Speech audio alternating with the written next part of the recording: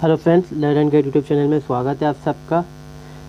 दोस्तों, हम public administration की ये वीडियो लाए हैं। इस वीडियो के अंदर हम थ्योरीज ऑफ ऑर्गेनाइजेशन के बारे में बात करने वाले हैं। तो थ्योरीज ऑफ ऑर्गेनाइजेशन यहाँ पर क्या होती है? जो ऑर्गेनाइजेशन होती है, सबसे पहले तो समझना ज़रूरी हमारे पास ये है कि ये ऑर्गेनाइजेशन जो है इसका मतलब क्या होता है। जब एक इंसान से ज़्यादा, दो या दो से ज़्यादा अगर हम कहें, जब एक इंसान हो गया, एक साथ में जुड़ गया, तो यहाँ दो लोग हो जाते हैं। अगर दो हैं और दो से ज़्यादा हैं, जहाँ वो किसी चीज़ को पर्टिकुलर कोई काम कर रहे होते हैं, तो वो बन जाती है छोटी सी ऑर्गेनाइजेशन, जिसमें मेंबर बढ़ते रहेंगे लोग, तो वो बड़ी ऑर्गेनाइजेशन बनती जाएगी। यहाँ से वो चीज़ यहाँ पे कहलाती है ऑर्गेनाइजेशन। सीधी सी बात है। जब हम किसी पर्टिकुलर काम को कर रहे हो, अगर हम मान लीजिए कॉलेज है, स्कूल चला रहे हैं, तो वहाँ पे जो टीचर्स हैं, जो स्टाफ है, वो स्कूल जो है वो एक ऑर्गेनाइजेशन बन जाती है। अब पब्लिक ऑर्गेनाइजेशन भी होती है यहाँ पर और प्राइवेट भी होती है। यहाँ पर पब्लिक वो ऑर्गेनाइजेशन यहाँ पर है जो कि लोगों के बेनिफिट के लिए बनाई गई है, और मेनली ये गवर्नमेंट की तरफ से होती है, सरकारी संस्थाएं जो होती हैं। फिर हम देखते हैं यहाँ पे कुछ प्राइवेट भी होती हैं।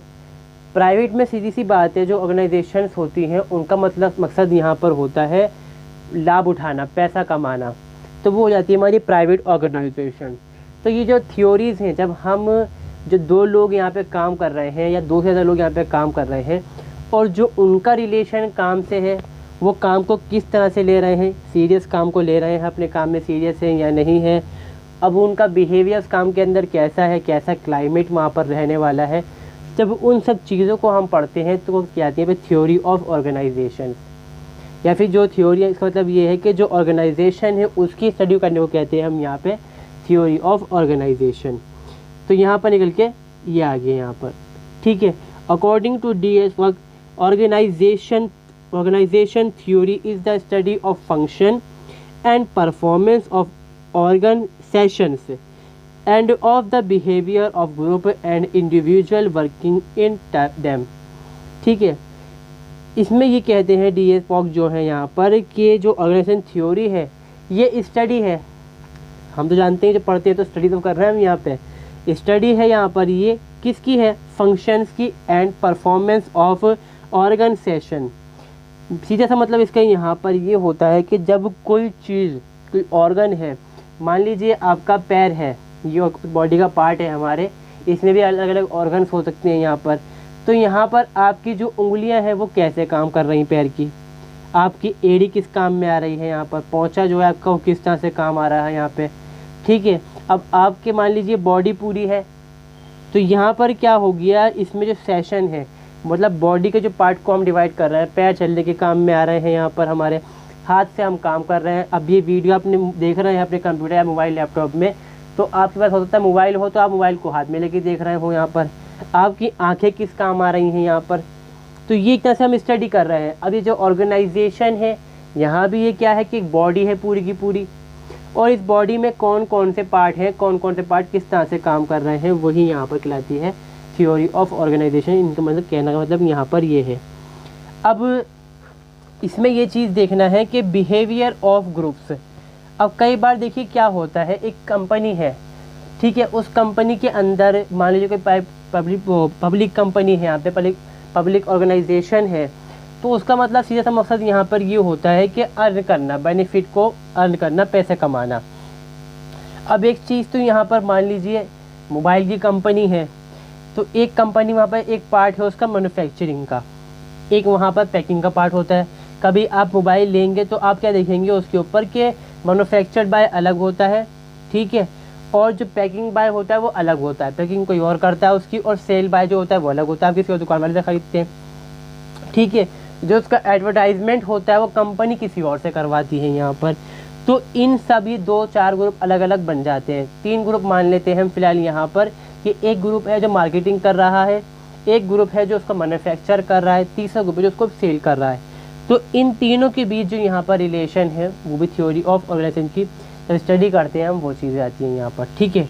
इंडिविजुअल की भी, अब एक मान लो मार्केटिंग करने वाले जो लोग हैं, उसके अंदर उनका हेड कोई और है, फिर उसका रिलेशन के नीचे उसके बाद कितनी टीम्स हैं, टीम लीडर्स भी होते हैं वहाँ पर।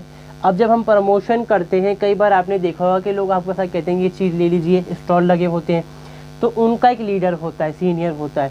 अब उस सीनियर कई सारे होते हैं, फिर उनका सीनियर मोस्ट भी होता है वहाँ पर। तो इन सब के बीच रिलेशन कैसा होगा यहाँ पर। अब जो सबसे लो लेवल पे यहाँ पर आगे जो फील्ड में काम कर रहा है प्रमोशन करने का, उसका रिलेशन शायद ही जो कंपनी है उसके सीईओ से हो पाता हो, कई बार बहुत ही मुश्किल है, चांस मैनेजर है उससे हो पाता हो, अपने टीम लीडर से हो सकता है, अपने मोस्टली जो टीम लीडर है उससे भी हो सकता है। बस इससे ज़्यादा वो जो सीईओ वगैरह जो है मतलब शायद ही वो पहुँच पाता हो। तो ये जो हम कह रहे हैं यहाँ पर कि रिलेशन है, बिहेवियर है, ये सारी चीज़ें जो आ जाती हैं पढ़ते हैं हम थ्योरीज ऑफ ऑर्गेनाइजेशन के अंदर। देन हम देखते हैं it is a set of inter related concept, definitions and proposition which provide a system view of behavior of individual and group in same relatively pattern sequence of activity। इसका मतलब यहाँ पर है कि हम इस रिलेटेड कॉन्सेप्ट है यहाँ पर, ये जो सारे कॉन्सेप्ट है, देखो भाई मार्केटिंग होगी तो सेल होगी, अब सेल जब होगी बनेगा माल, अब माल बनेगा नहीं, जब मैन्युफैक्चरिंग नहीं होगी तो सेल क्या करोगे, मार्केटिंग क्या करोगे आप। तो ये सब चीज़ें क्या हैं, जुड़ी हुई होती हैं आपस के अंदर, ठीक है। प्रोपोजिशन है यहाँ पर, दूसरे काम से जुड़े हुए हैं यहाँ पर। ये सिस्टमेटिक व्यू है कि हम देख रहे हैं कि हाँ इस कंपनी के अंदर इतने पार्ट है, इस तरह से ये काम करती है, और सिस्टमेटिक होना ही काम करना है तरीका यहाँ पर। जो थ्योरी होती है उसमें ख़ास चीज़ यहाँ पर होती है, ठीक है। तो ये पैटर्न है दूसरे के अंदर, जो सीक्वेंस है, एक्टिविटीज़ है। एक ने बनाया, मैंने मान लो कोई मोबाइल बन रहा है, मैंने मान लो उसके ऊपर मदरबोर्ड चिपका दिया, किसी ने स्क्रीन चिपका दी, किसी ने उसके ऊपर कुछ और लगा दी, किसी ने कुछ और लगा दिया उसके ऊपर, फिर आखिर जो पैकिंग करने वाले होंगे उन्होंने पैकिंग कर ली, किसी ने डिब्बे में डाल दिया उस चीज़ को। तो ये करने वाला हर इंसान अलग अलग है यहाँ पर। तो ये क्या हो गया, पैटर्न सीक्वेंस ऑफ एक्टिविटीज़ हो गया यहाँ पर। देन आता है organisation theory is predominantly descriptive and predictive. अब जो ये थ्योरी होती है भाई देखो मेनली तो ये चीज़ होता है, अब जो बड़ी बड़ी कंपनीज़ होती हैं उसके अंदर तो ये डिस्क्रिप्टिव ही होती है कि एक सीईओ होगा, उसके नीचे अलग अलग ब्रांचेज हैं। जैसे मैंने बताया, अभी हमें एग्जांपल लिया था मोबाइल का, ले लिया था हमने, एक वहाँ पे प्रोडक्शन करने वाला है उसका, एक उसको मार्केटिंग करने वाला है, एक सेल करने वाला है। मार्केटिंग करते हैं वो सेल भी कर सकते हैं, यहाँ पे ऐसा भी हो सकता है। तो ये चीज़ यहाँ पर हो गई। तो ये डिस्क्रिप्टिव है कि भाई कंपनी बड़ी, जो इंटरनेशनल कंपनी जो है, मल्टीनेशनल कंपनीज जो होती हैं, या फिर जो हमारे देश के अंदर कंपनी है बड़ी, वो भी ऐसे ही करती है। तो उनका काम करके देखा यहाँ पर ये है। ए प्रेडिक्टिव होता है, अब जो कारखाने लाइन है, अब जानते हैं जो छोटी मोटी जो फैक्ट्रीज होती हैं वहाँ कुछ लिखा पड़ा तो होता नहीं है, जो मालिक ने बोला बेचारा वो कर लेता है शाम से। फिर भी बड़ी ये है कि भाई काम पर वहाँ पर भी बांटा गया होता है, मगर ये है कि हम जुगाड़ वगैरह कर लेते हैं उस चीज़ के अंदर। It describe what an organisation is and what is occur under certain type of structural design. इसमें ये कहा गया कि ये डिस्क्राइब करती है थ्योरीज की जो ऑर्गेनाइजेशन है वो क्या है। अब ऑर्गेनाइजेशन जो है वो क्या चाहती है करना, प्रॉफिट को अर्न करना चाहती है, इसके लिए क्या करना पड़ेगा, उसको मैन्युफैक्चरिंग करनी पड़ी, बनाना पड़ेगा माल को। या कई बार ऐसा भी होता है कि भाई दूसरी कंपनी भी काम करने वाली होती हैं। जैसे मैंने कहा कि जो मार्केटिंग करने वाले होते हैं मेनली कंपनी की तरफ से नहीं होते, कंपनी किसी और को हायर करती है। तो उनका एम क्या है यहाँ पर, प्रमोशन करना, एक पार्ट है उसका प्रोडक्शन करने का काम है, यहाँ पे एक का काम सेल करने का है। अब जो सेल वाले हैं वो डिवाइड भी कर सकते हैं अपने काम को, चाहे जैसे वो कर सकते हैं। और ये बताता है कि भाई क्या है टाइप ऑफ स्ट्रक्चरल डिज़ाइन, क्या है, कितने पार्ट हैं, कौन क्या काम करेगा, किसको कैसे काम मिले, कितनी यहाँ पर सैलरीज होंगी, सब चीज़ें उसके अंदर आ जाती हैं, ठीक है। It also describe interaction between organisation and its environment. Environment बहुत ज़्यादा डिपेंड करता है और जो ऑर्गेनाइजेशन है उसके वर्क के अंदर। अब जब हम बात करेंगे न्यू क्लासिकल थ्योरी के अंदर इसमें, तो उसमें एक एक्सपेरिमेंट हुआ था, उसमें यही किया गया था कि भाई जो लोग हैं उनको थोड़ा तेज़ लाइट दी गई। अब आप मान लीजिए एक फैक्ट्री में आप काम कर रहे हैं, कारखाने समझ लीजिए, वहाँ कारखाने में काम कर रहे हैं, बहुत डिम सी लाइट है, अंधा अंधा सा देखने में आपको लग रहा है, तो आपको क्या होगा, नींद सी भी आएगी, हो सकता है आने लग जाए, मगर मजबूरी तो काम तो इंसान फिर भी करेगा। मगर ये है कि काम में मन हट जाएगा, और गंदगी हो तो और मन हट जाएगा। अगर इन्वायरमेंट अच्छा है, चलो एसी नहीं पंखे लगे हुए अच्छे वाले, सफाई से चलाई रहती है वहाँ पर, जो साफ काम करने वाले सब अच्छे से बोलते चालते हैं दूसरे से, आसपास लाइटिंग अच्छी है, ठीक है। तो ये चीज़ अगर होगी तो उसकी विजुअलाइजेशन होगा, वो उससे पता चलता है हमारी जो कंपनी कैसे काम होगा वहाँ पर। ये एफिशिएंसी की चीज़ें यहाँ पर होती हैं, ये सब चीज़ें हम पढ़ते हैं थ्योरीज ऑफ ऑर्गेनाइजेशन के अंदर। So they are 3 types of main theories of organisation जो यहाँ पे 3 है, ठीक है। पहला है क्लासिकल ऑर्गेनाइजेशन थ्योरी, दूसरा है न्यू क्लासिकल और बिहेवियर थ्योरी, देन आता है हमारा सिस्टम ऑर्गेनाइजेशन थ्योरी जिसको हम मॉडर्न ऑर्गेनाइजेशन थ्योरी भी बोलते हैं। सबसे मॉडर्न यहाँ पर यही है, इसी का पार्ट है यहाँ पर कॉन्टिजेंसी थ्योरी। तो सबसे पहले हम पढ़ने वाले हैं, इसमें बेसिक पढ़ेंगे, इन सब थ्योरी को हम अलग से डिस्कस भी करेंगे, मगर फिलहाल अभी इसमें डिस्कस करते हैं हम यहाँ पर, क्योंकि हम थ्योरीज 10 के अलग अलग उनको डिस्कस करेंगे। पहला है यहाँ पर क्लासिकल ऑर्गेनाइजेशन थ्योरी। ये थ्योरी क्या कहती है, देखिए, the classical theory is beginning with the systematic study of organisation. This theory has dealt mainly with the anatomy structure of formal organisation. देखिए 2 पार्ट होते हैं, जो ऑर्गेनाइजेशन होती है वो 2 तरह की होती है, फॉर्मल इनफॉर्मल। फॉर्मल जहाँ पे वही बता दी मैंने कि जैसे कि वहाँ पे स्ट्रक्चर तय है, उस तरह से काम होना है। इनफॉर्मल में ऐसा नहीं हो पाता कई बार, ठीक है, और ज़्यादातर ऐसा होता ही नहीं है।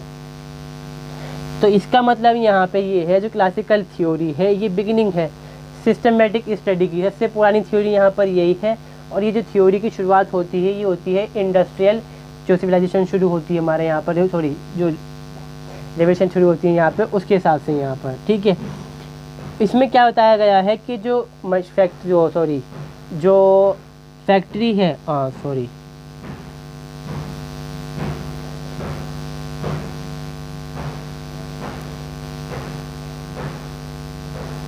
इसमें ये कहा गया है इस थ्योरी के अंदर कि जो हमारी ऑर्गेनाइजेशन है ये एक मशीन है, जो इसमें काम करने वाले ह्यूमन है वो उसके कंपोनेंट या फिर ऑर्गन है, सीधी सी बात है। इसमें बिहेवियर है ही नहीं, इंसान के अंदर कोई फीलिंग ही नहीं है, फीलिंग नाम की चीज़ ही नहीं है भाई। तो ये चीज़ इसके यहाँ काम करती है, यहाँ पर ये चीज़ ही कहती है कि भाई ये जो स्ट्रक्चरल सिस्टम जो होगा यहाँ पर, अटॉर्नी मतलब एक बॉडी का पार्ट है। अब मैंने कहा ना, हमारी बॉडी के अंदर दिल है, उसका काम धड़कना है, फेफड़ों का काम खून को भेजना है, कपड़ लौटाना है, दिमाग का काम कमांड देने का काम है हमारा। अब ये कमांड देगा, हमारे हाथ काम करेंगे, और जब तक खून दिमाग को मिलेगा तो ये भी काम नहीं करेगा, ठीक है। तो मतलब जो हम कह रहे हैं जो होती है ऑक्सीजन जो होती है, ठीक है। तो वही चीज़ की स्टडी यहाँ पर ये करती है थ्योरी, सबसे पुरानी थ्योरी है। और सीधा काम इसका मतलब ये है कि इंसान मशीन का ऑर्गन है, ऑर्गन से ये चलेगा तो काम अच्छा हो जाएगा, और कुछ नहीं है इसमें। The organisation is view as machine and human being as different component of what machine की क्या है पार्ट से मशीन वही है, और ऑर्गेनाइजेशन है यहाँ पर। Therefore, efficiency can be increased by making each individual working in organization efficient. इसका मतलब ये है कि अगर इंसान सही से काम करेगा, उससे हम खूब काम कराएंगे तो कंपनी अच्छे से काम करेगी, बस। अब इंसान चाहे वो गंदगी में काम कर रहा हो, यहाँ पर उसके पास कोई सुविधाएं ना हो, यहाँ पर काम करवाओ खूब दवा के, उससे काम बढ़िया करेगा वो, और काम अच्छा फैलेगा। और इस टाइम के बारे में हम बात कर रहे हैं, उस टाइम तो था भी ऐसा ही इंसान, कोई ह्यूमन राइट सही से नहीं थे, इंसान था भैया लेबर है, गरीब है, लगा कर फैक्ट्री में काम पे काम लो इससे, और आज भी ऐसा बहुत ज़्यादा होता है। फॉर एग्ज़ाम्पल, इसी बारे में एक थ्योरिस्ट कहते हैं F.W. Taylor, stress upon the division of labour, standardisation and of task, analysis and measurement of job etc. to make effective use of human being in industrial organization। ये जो word आ गया यहाँ पर इंडस्ट्रियल, मतलब काम के बारे में बात कर रहे हैं। ये जो हम बात कर रहे हैं इसमें कोई भी सरकारी बात नहीं है इसके अंदर। तो इसमें ये स्ट्रेस करते हैं, जोर देते हैं कि लेबर का डिवीज़न होना चाहिए। अब एक बताया मैंने आपको कि एक बंदा है जो मोबाइल फैक्ट्री बन रही है, उसका काम है स्क्रीन को लगाना उसके ऊपर, तो उससे स्क्रीन लगवाई जाए, वो उसमें ही माहिर होगा, बाकी काम में वो माहिर नहीं है। और दूसरा काम उसको सिखाना भी नहीं चाहिए हमें, क्योंकि वो टाइम वेस्ट होगा हमारा इसमें। फिर आता है स्टैंडर्डाइजेशन, मतलब कि इंसान के स्टैंडर्ड के हिसाब से काम मिलना चाहिए, जितना उसका हुनर आता है उस हिसाब से वो काम मिल जाए उसको, ठीक है। एनालाइज करना चाहिए कि ये इंसान कितना काम कर रहा है, कितना नहीं कर रहा। अगर मैं इसको इस काम की जगह उस काम में लगा दूँ, मतलब जो दूसरा काम दे दूँ कोई करने की नहीं है इसको, या जो कन्वेयर बेल्ट या मशीन बन रही है उसकी अगर मैं स्पीड तेज़ कर दूँ, काम बनेगा नहीं बनेगा, ये चीज़ को देख करना यहाँ पर एनालाइज और मेजरमेंट में आता है यहाँ पर। That is why Taylor scientific management, ये भी एक थ्योरी है यहाँ पर जो साइंटिफिक है, ठीक है, भी देखेंगे हम। Is often called psychological organisation theory of machine और machine theory. Taylor and his associate give a rigid and static machine model of organisation. इसमें उन्होंने क्या दिया, रिजिड और स्टैटिक, मतलब इंसान को इंसान माना ही नहीं उन्होंने, मशीन मान लिया। क्या मशीन है जो दो काम करती रहेगी, मशीन ख़त्म बात। ये थ्योरी इस तरह से काम कर रही है। इसके फीचर्स हम देखते हैं यहाँ पर क्या है, जो कि टायलर ने पहले हमसे कहा। ये कहते हैं डिवीजन ऑफ लेबर, लेबर को डिवाइड कर लो भाई, ये काम सही से हो जाएगा। इसमें क्या कहा भाई, division of work is the pivot around which the classical theory revolve. काम को बांटने के हिसाब से ही यहाँ पे थ्योरी डेवलप होती है। इस थ्योरी के according it implies that work must be divided to obtain a clear cut specialisation with a view to improve the performance of worker. मैं आपको लाइन बाय लाइन समझा इसलिए रहा हूँ, चाहूँ तो मैं डायरेक्ट बोल डालूँ, मगर इससे समझने में आपको आसानी हो पाएगी बहुत अच्छे से कि मतलब क्या क्या है इसमें। इसमें क्या कहा गया कि इम्प्लाइज करती है, आधारित है इस चीज़ के ऊपर कि जो डिवाइड होगी, तो मतलब जो काम जिसको आता हो उसको वो काम पकड़ो, दूसरा काम उसको सिखाओ मत, उसको मौका ही ना दो, ख़त्म बस। साला जो कर रहा है वो कर लेगा, मशीन है इंसान यहाँ पर, कि जो काम इंसान को आता है उससे वो काम करा लो, वो अच्छा कर लेगा उस काम के अंदर अगर अच्छा है तो, और इससे क्या होगा, काम में के अंदर इम्प्रूवमेंट आएगी और माल ज़्यादा बनेगा यहाँ पर।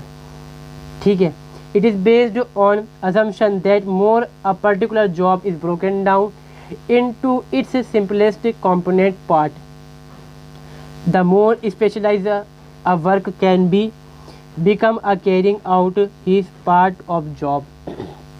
इसका मतलब यहाँ पर ये है कि जिस इंसान को जो काम आता है उसे करा लो, ठीक है, उसको सिंपलेस्ट कंपोनेंट में डाल दो, उसी काम में इसमें लगाए रखो, उसको दूसरे काम में लगाओगे तो मुश्किल हो जाएगा सिस्टम यहाँ पर।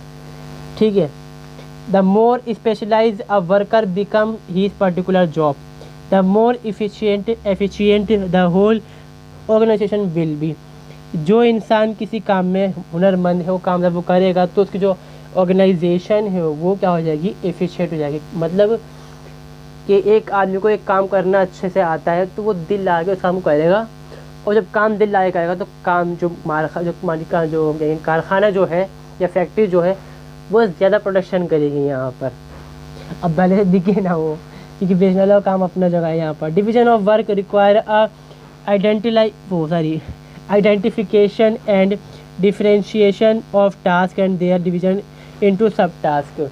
इसकी ज़रूरत क्या होती है भाई डिवीजन टास्क के लिए, कि हम पे आइडेंटिफाई करें कि इसको क्या काम करना आता है। जैसे कि आज के टाइम में अगर आप देखेंगे जो HR कंपनीज में बैठे होते हैं वो हायर करते हैं इंसान की जो स्पेशलाइजेशन होती है उसके साथ है, तुम्हें क्या करना आता है क्या नहीं, वही काम आपको मिल जाता है फिर सबसे। और वैसे खैर होता ही यही सिस्टम है, यही है। फिर आता है डी डिपार्टमेंटलाइजेशन। इसका मतलब यहाँ पर ये है कि मैंने लेबर बांट ली। अब जो मैं अपना एग्जाम्पल लेके आपका मोबाइल वाला, वापस से मैंने क्या करा, लेबर को बांट लिया। मैंने वहाँ पर ये नहीं माना कि वो कंपनी के अंदर वर्कर्स हैं, वो लेबर हैं, उनको कुछ करना सही से नहीं आता, जो उसमें जो काम आता है करना उसे करवाऊँगा मैं यहाँ पर। इसमें यहाँ पे मैंने कहा कि हम जो कंपनी है इसको डिपार्टमेंट में बांटते हैं। पहला डिपार्टमेंट यहाँ पर मैन्युफैक्चर का है, दूसरा डिपार्टमेंट यहाँ पर क्या है कि एडवर्टाइजमेंट का है, तीसरा क्या है सेल वगैरह का आ गया यहाँ पर। तो इसमें जो हेड होगा वो उसका हेड बनाया जाएगा। ये सिस्टम यहाँ पर कहता है डी डिपार्टमेंटाइजेशन होना चाहिए समाज के अंदर। एडमिनिस्ट्रेटिव कंट्रोल अच्छा हो जाता है।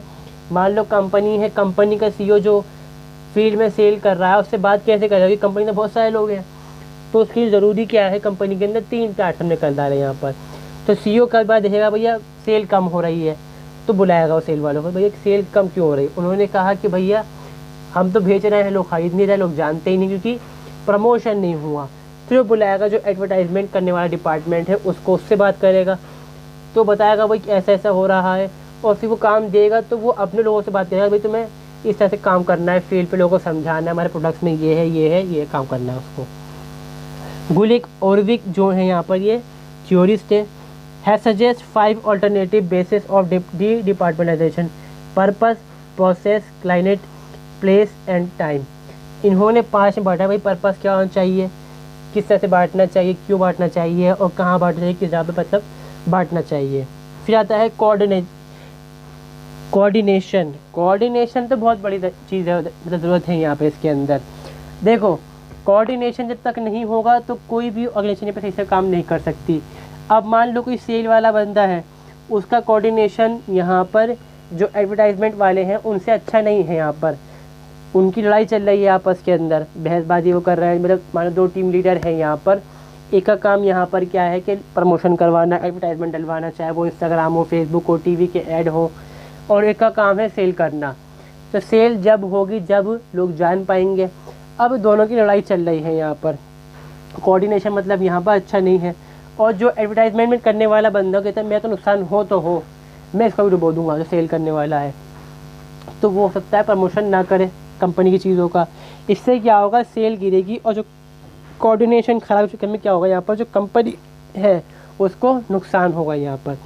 तो इसमें ये कहा गया कि balance the classical theory pointed out that the division of work should be balanced bye unity of control. ये कंट्रोल की लगाम किसके हाथ में है? तो मैंने तो पहले जो कहा, ये 2 बड़े बड़े डिपार्टमेंट ऊपर के ले लिए। फिर देन हम बात करते हैं कि जो एडवर्टाइजमेंट करने वाला बंदा है उसके जो नीचे बंदा काम कर रहा है, जो उसका एम्प्लॉय है यहाँ पर, अगर उससे उसकी अच्छी नहीं बन रही, तो जो उसको सैलरी मानो अच्छी नहीं मिल रही यहाँ पर, ठीक है, तो वो काम सही से नहीं करेगा, तो कंपनी को यहाँ पर नुकसान उठाना पड़ेगा। The organisation so that various job leading to the final product can be coordinated.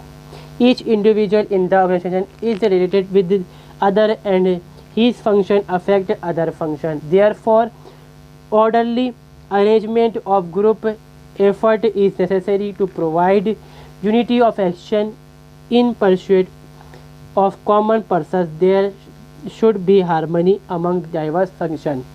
इसमें कहा गया पूरे में कि भाई जो फंक्शन है, एक इंसान का काम दूसरे को यहाँ पर क्या करता है, इफ़ेक्ट करता है। अगर एक ने काम अच्छा करा है तो बढ़िया है, दूसरे को भी फ़ायदा उससे हो जाएगा, और ये चीज़ क्या करेगी, कंपनी के अंदर यूनिटी कायम कर पाएगी। ऐसा कंपनी में यूनिटी होगी तो काम भी अच्छा होगा, काम अच्छा होता है यूनिटी भी खुद ब खुद बनी जाएगी, आपस के अंदर लोग मिलकर बात कर लेंगे यहाँ पर। और ऐसा करना ज़रूरी यहाँ पर कब होता है, जब कंपनी के अंदर डाइवर्स फंक्शन हो, बहुत सारा काम हो कंपनी के पास। अब मैंने कहा मोबाइल बनाने वाली कंपनी का काम तो बहुत बड़ा लेवल है यहाँ पर। अब जो एडवर्टाइजमेंट होते हैं, कोई टीवी पे करवाने वाला है, जो डिपार्टमेंट है एडवर्टाइजमेंट का, वो भी काम को डिवाइड करता है अपने अपने, कि तुम टीवी पे करवाओ, तुम यूट्यूब पे करवाओ, तुम फेसबुक पे करवाओ, तुम इंस्टाग्राम पे करवाओ, ऐसे भी तो हो सकता है यहाँ पर। फिर बिल बोर्ड लगवाओ, ठीक है, मूवीज़ में एडवर्टाइज मतलब जो मूवीज़ हैं उनके अंदर, सीरियल के अंदर दिखाते हैं बोर्ड वगैरह वगैरह, तो वो चीज़ करवाओ। तो ये चीज़ इसके अंदर हो सकती है यहाँ पर। तो ये थे इसके फीचर्स। मगर इस थ्योरी में बहुत सारी डिफ़िकल्टीज़ थी या ख़रामियाँ थी, डिफेक्ट थे। सबसे बड़ी खामी इस वीडियो में नहीं कह रहा, इस जो थ्योरी थी, क्लासिकल थ्योरी, इसमें ये थी यहाँ पर कि इंसान क्या है, इंसान तो है ही नहीं, वो तो मशीन है। तो वही खामी इसके अंदर थी यहाँ पर। उसी खामी को निपटाने के लिए यहाँ पर एक न्यू थ्योरी यहाँ पे लेकर लाई गई, जिसको कहा गया न्यू क्लासिकल ऑर्गेनाइजेशन थ्योरी, जिसको हम यहाँ पर बिहेवियर थ्योरी भी कहते हैं। मैंने यहाँ पर लिख रखा है इसमें, ठीक है, कि हम अब इंसान के बिहेवियर के बारे में बात करेंगे, क्योंकि जब तक इंसान का बिहेवियर अच्छा नहीं, उसका मूड अच्छा है, तो वो काम करेगा ही क्या भैया, वो चीज़ यहाँ पर इफेक्ट करती है। तो उस चीज़ के चक्कर में लाई गई थ्योरी यहाँ पर। इस थ्योरी की शुरुआत जो हम कह सकते हैं हुई थी, वो एक जो एक्सपेरिमेंट था उसके ज़रिए से इस थ्योरी की शुरुआत यहाँ पर हुई थी, जिसको एल्टन मायो ने करा था। इसको हम कहते हैं हॉथरॉन एक्सपेरिमेंट। इसी बारे में बना दूंगा वीडियो अलग से। सीधी बात यहाँ पर यह है कि ये कंपनी में गए, या हम बोल सकते हैं कि इंडस्ट्री में गए, वहाँ पर इन्होंने क्या करा, लोगों के सामने अच्छी अच्छी लाइटिंग कर डाली, तेज़ लाइट, मतलब कंपनी के अंदर लाइटिंग नहीं थी, बहुत कम लाइटिंग थी, और उसमें लाइटिंग उन्होंने बहुत अच्छी करवाई वहाँ पर। फिर लाइटिंग करवाई, फिर कुछ कैमराज वगैरह भी लगवाए इस कंपनी के अंदर। तो इन्होंने ये देखा कि लाइटिंग अच्छी होने से, पहले उन्होंने लाइटिंग करवाई थी शुरुआत में, कि लाइटिंग अच्छी हुई तो लोगों ने मन लगा काम करना शुरू कर दिया, उनका काम में मन लग गया अच्छे से यहाँ पर। देन फिर यहाँ पे उन्होंने कैमराज लगवाए, तो लोगों का मन तो लगा हुआ, लोगों ने थोड़ा भी करी, पीछे से कुछ काम करना, खराबियाँ भी करी यहाँ पर। तो इन्होंने शुरुआत करी थी इस थ्योरी की यहाँ पर। अब ये थ्योरी क्या कहती है देखते हैं हम। These experiment reveal that formal organisation and social psychological factor exercise much greater influence over human behaviour than physical variables. यहाँ पर इसमें कहा वेरिएबल्स। इनका कहना यहाँ पर थ्योरी के अकॉर्डिंग ये है कि जो इंसान का मानसिक बिहेवियर है, उसका समाज में उसको अच्छा कब लगता है, जब उससे लोग बोलेंगे रोशनी अच्छी है, तो क्या होगा, वो आसपास जो इंसान काम कर रहा है उनको देख पाए, भले से उनसे बात ना कर पाए, मगर देखा भैया माहौल अच्छा है, हल्की ठंडी ठंडी हवा चल रही, पंखे लग गए हमारे पास अच्छे खासे, तो इंसान का जो बिहेवियर है समाज के हिसाब से और उसके डिमांड के हिसाब से मिजाज जो है उसका बदल जाता है इस तरह से यहाँ पर। मगर इसमें ही कहा गया है कि इंसान की जो शारीरिक ताकत है उससे फ़र्क नहीं पड़ता। अब एक इंसान है, वो खड़ी जितना बड़ा ताकतवर इंसान, बहुत बड़ा हड्डी हट्टा कट्टा इंसान है वो, और उसको तुम अंधेरे कमरे में बिठा दो, भैया तुम्हें ये काम करना है, तो वो खुद ही उग जाएगा काम करते करते, कितना अंधेरा सा है, और उसको लगेगा कि भाई समाज ऐसा, दुनिया ऐसी से जुड़ी जुड़ी सी, अगर लाइट अच्छी हो तो इंसान को लगेगा, सीधी सी बात है। तो वही चीज़ उन्होंने करी थी यहाँ पर। These finding focus attention of human being and their behaviour in organisation. ये जो यहाँ पर थ्योरी जो एक्सपेरिमेंट किया गया इसमें पाया गया कि इंसान की जो टेंशन थी, जो ऑर्गेनाइजेशन के अंदर काम में टेंशन थी, उसको देखा गया था यहाँ पर। तो ये थ्योरी जो यहाँ पर बनी, बिहेवियर थ्योरी भी कहलाने लग गई फिर यहाँ पर ह्यूमन रिलेशन अप्रोच के साथ। इसके फीचर्स देखते हैं यहाँ पर क्या है। The organisation theory in general is a social system composed of several interacting parts within a formal organization. There exist on informal organization, the two affect each other. हमने ये कहा कि दो यहाँ पर जो है ऑर्गेनाइजेशन यहाँ पर है, एक है इनफॉर्मल, एक है फॉर्मल। इनफॉर्मल में वही वाला हिसाब है जहाँ पे काम बेढंगा है, बिल्कुल कोई सिस्टम नहीं है, रूल्स नहीं है इसे, या फिर कोई काम मतलब इन्वायरमेंट अच्छा नहीं है वहाँ का। जो फॉर्मल है उसमें क्या है, रूल रेगुलेशन सही से यहाँ पर है, और जो इन्वायरमेंट है वो भी अच्छा है यहाँ पर। तो ये दूसरे को अफेक्ट करते हैं। अगर कंपनी का कोई सा भी पार्ट इनफॉर्मल हो जाएगा तो वो फॉर्मल को अटैक करेगा ही करेगा, नुकसान देगा ही देगा। जो ख़ास तौर मान लो कंपनीज़ के अंदर वो होता है, वो देखो जब आप देखते हो जो एडवर्टाइजमेंट हो रहा है बहुत बढ़िया होता है, वो बहुत अच्छी कंडीशन के अंदर करवाया जाता है वो, ठीक है। फिर जो दूसरा हम देखते हैं जो सेल होती है वो भी काफ़ी हद तक बेहतर तरीके से हो ही जाती है यहाँ पर। मगर जो मैन्युफैक्चरिंग होती है ना, वो जो लोग काम करते हैं वो होते हैं बदहाल लोग बेचारे, कई बार ज़्यादातर ऐसा ही देखने को मिलता है हमें कि इतनी अच्छी कंडीशन उनकी यहाँ पे नहीं होती, गर्मी है, पसीना है, बहुत सी परेशानियों को झेलनी पड़ती है यहाँ पर। तो ये क्या है कि जब इस हालत में वो लोग काम करेंगे तो क्या होगा, काम सही से नहीं कर पाएंगे, वो काम डिले होगा वहाँ पर। दूसरा ये है कि लोग काम छोड़ के भाग जाएंगे, कंडीशन अच्छी नहीं है, हम तो नहीं कर रहा है, तो वो सेल करने वाला सेल करेगा किस चीज़ की। तो ये चीज़ यहाँ पे उन्होंने इस चीज़ के देखने की थोड़ी मतलब कोशिश करी। ह्यूमन बीइंग आर इंटरडिपेंडेंट, इसमें कहा गया कि डिपेंडेंट तो इंसान है ही, जब बनाएगा तो बेचेगा, जब दिखाएगा तो बिकेगा माल। Therefore their behaviour can be predicted in terms of social and psychological factor at work. उनके जो बिहेवियर है वो चेंज हो सकते हैं, किस पर, सोशल पे, समाज में क्या हिसाब है, कैसे बोलचाल है, कैसे लोग ले रहे हैं, और कैसे साइकोलॉजिकल फैक्टर का जिसके दिमाग की बात है वो उससे अफेक्ट होता है यहाँ पर। मोटिवेशन तो भाई बड़ी मुश्किल चीज़ है, और मान लो काम कर भी जाती है तो भाई बहुत चीज़ है, मगर जो ये दोनों फैक्टर हैं साइकोलॉजिकल और फिजिकोलॉजिकल, ये दोनों बहुत जल्दी से चेंज कर डालते हैं इंसान के काम को। और इंसान को माहौल अच्छा मिले, जो उसका टीम लीडर है, जो उसका मैनेजर है, वो उससे बड़े प्यार मोहब्बत से बात करे, गलती से डांट भी दे भले से, मगर ये है कि अच्छे से बात करे, अरे अच्छा काम कर रहा हो, करो करो बढ़िया है, हाँ सही है ठीक है। हालांकि वो चालबाजी भी होती है, वो चीज़ तो काम करवाना होता है उसको भी। तो वो चीज़ यहाँ पर ये है कि अफेक्ट कर डालती है कि हाँ इंसान को मोटिवेशन मिल जाती है, चलिए यार ठीक है मुझे बोल रहा है, मैं काम अच्छा करता हूँ। और कोई मैनेजर है या फिर टीम लीडर है, वो अपने जो वर्कर है उसको लेके सीईओ के पास कि देखिए ये बंदा बड़ा अच्छा काम करता है, आज इसने ये चीज़ कि भी वो अच्छा काम कर रहा है, ऐसा कर रहा है, तो क्या होगा, इंसान हो जाएगा खुश, तो वो और काम करेगा मेहनत से। तो यहाँ पर क्या है कि साइंस जो सोशल है समाज में उसका रुतबा बढ़ गया वहाँ पर कंपनी के अंदर, और जब उसको ये चीज़ सुनने मिली तो उसके दिमाग में बात आ गई कि यार मुझे काम अच्छे से करना है, मुझे और अच्छा रुतबा मिल सकता है। वो चीज़ यहाँ पर होती थी। ये चीज़ क्या होता है, इफेक्ट करती है, ये चीज़ इस थ्योरी के अंदर कहा गया है। Human being do not always act rationally. इंसान हमेशा रैशनल काम नहीं कर सकता, जैसे वो काम करता है वैसे नहीं कर सकता। कभी थका हुआ है, कभी बीमार है, कभी मूड ख़राब है, बहुत सारे फैक्टर्स ऐसे हो सकते हैं, तो वो कई बार इरेशनल भी बिहेव कर सकता है। तो क्या है, term in reward they seek from the work, a conflict between organisational and individual goal often exist. अब देखो भाई, मेरा मानना ये है कि कंपनी मुझे 25,000 रुपये नौकरी के दे दे, और कंपनी चाहती है मुझे कम से कम सैलरी वाला बंदा मिल जाए काम करने के लिए, तो यहाँ पे क्या है, कॉन्फ्लिक्ट इस बीच में हमारे बीच हो सकता है इस चीज़ को। कंपनी मुझसे कह रही है कि तुम 100 पीस बेच दो, मैं तुम्हें इतने कमीशन दूंगी, मतलब कंपनी देगी इतने मतलब कमीशन मुझे यहाँ पर। अब मैं चाह रहा हूँ मुझे ज़्यादा मिल जाए कमीशन, तो वहाँ पे कॉन्फ्लिक्ट है।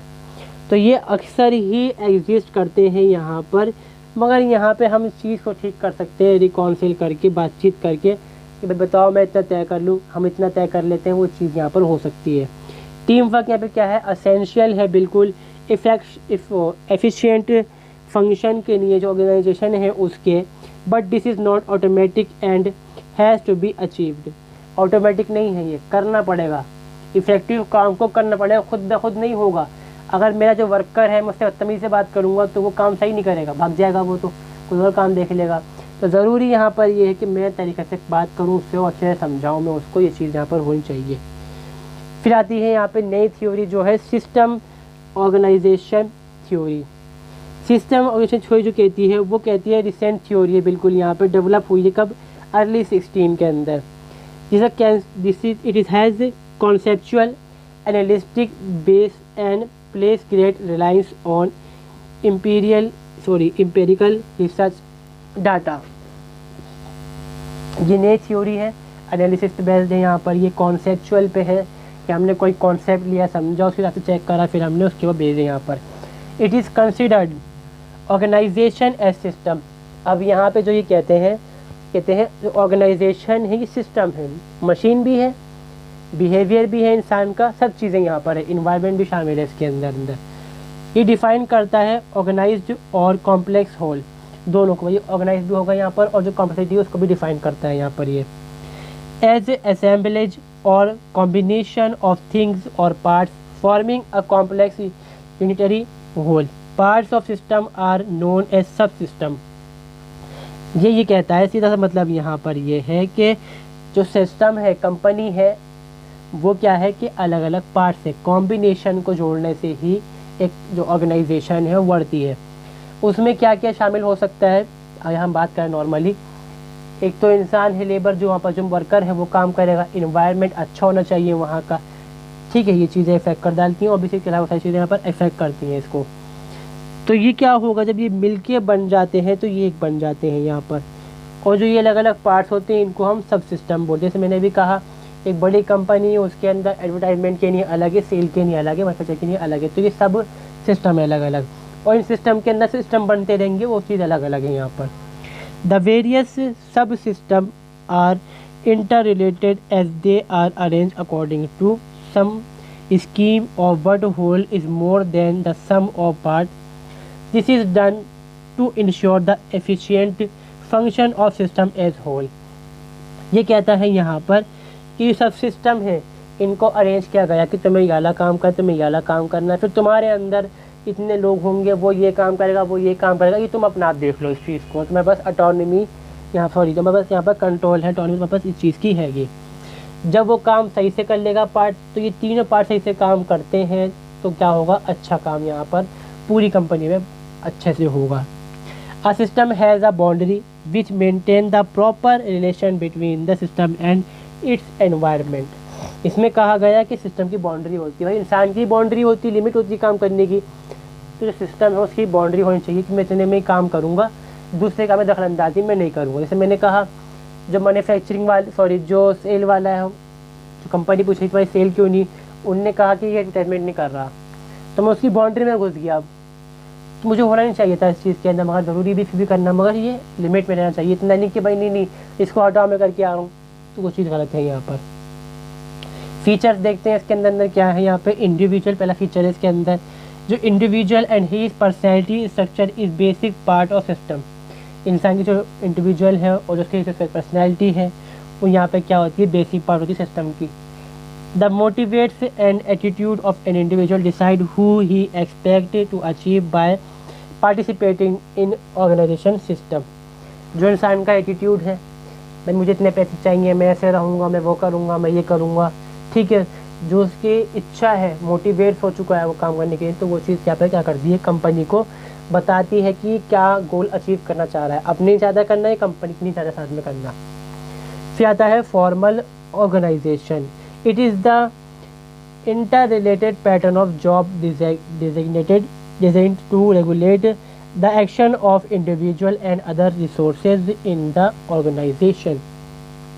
ये क्या है कि भैया पैटर्न्स हैं जॉब के, किसका काम क्या होगा वो डिफाइन किया गया है, यहाँ पर रेगुलेट किया गया है जो एक्शन से उनको, और जो कंपनी के रिसोर्सेज है उनको, इसमें क्या होगा काम को करने में आसानी हो पाएगी। मतलब वही है कि मैंने पैटर्न बना दिया कि भाई तुम्हें ये काम करना है वो करना है, बस सीधी बात है। It requires the individual to perform his job and the individual demands fulfilment of expectation by performing the job. इसमें ये कहा गया, हमने इंडिविजुअल से कहा कि तुम ये काम करो, अच्छे से करना है, उनने कर दिया, तो वो डिमांड करेगा पैसों की, जो उसकी डिमांड्स होंगी उसके हिसाब से, जॉब के हिसाब से। There is often an incongruency between the goal and the organisation and those is its member. यहाँ पे क्या कहा भैया, कुछ चीज़ें ऐसी होंगी जो उनके बीच रह जाती हैं, वो चीज़ यहाँ पर मेंबर में एग्जिस्ट करेंगी। फिर आती है यहाँ पर हमारी informal. There is significant interaction, कुछ खास इंटरेक्शन यहाँ पर होगा, सारा नहीं होगा बिल्कुल भी, इंडिविजुअल के बीच और इनफॉर्मल जो ग्रुप होंगे उनके बीच जो वहाँ पर रहते हैं।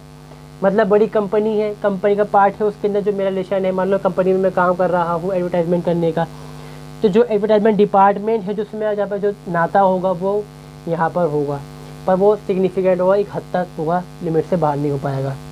The informal group demand the individual to confirm to the behaviour pattern laid down by it.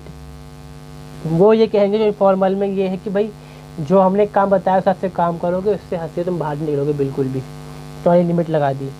The individual intern, जो इंडिविजुअल है वो उसको एक्सेप्ट करेगा इस चीज़ को, अगर मान लो करता भी है तो। Both these act of expectation interact resulting the modify of behaviour of each other.